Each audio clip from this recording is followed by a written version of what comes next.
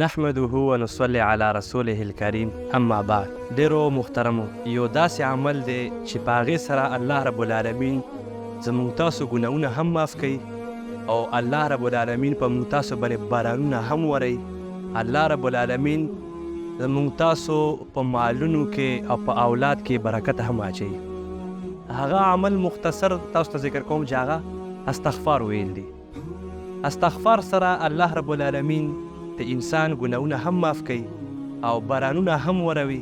همدارنګې په رزق کې په اولاد کې الله رب العالمین برکت هم اچوي. محترمو، دا ګناه چې کوم ده دا یو بیماري ده چې کله په یو انسان کې پیدا شي، د انسان په بدن کې په هغه حصه باندې دا بیماري لګي چې هغه د بدن یو مهمه حصه ده چې هغه ته زړه وایي. بدن کې دا زړه دا چې کله خراب شي نو ټول بدن ورسره خرابېږي. دا زړه چې کوم ده دا په بدن کې یو داسې کردار لري او داسې حصه ده لکه د یو ملک باچا.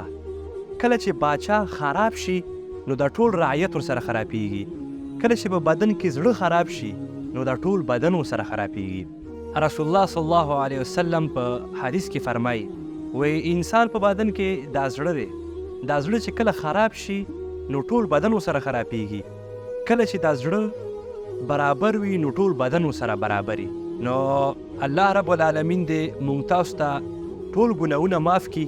د ګناهونو د رجولو لپاره استغفار دی. الله رب العالمین دې استغفار سره زموږ تاسو د ګناهونه ورجوي. والسلام.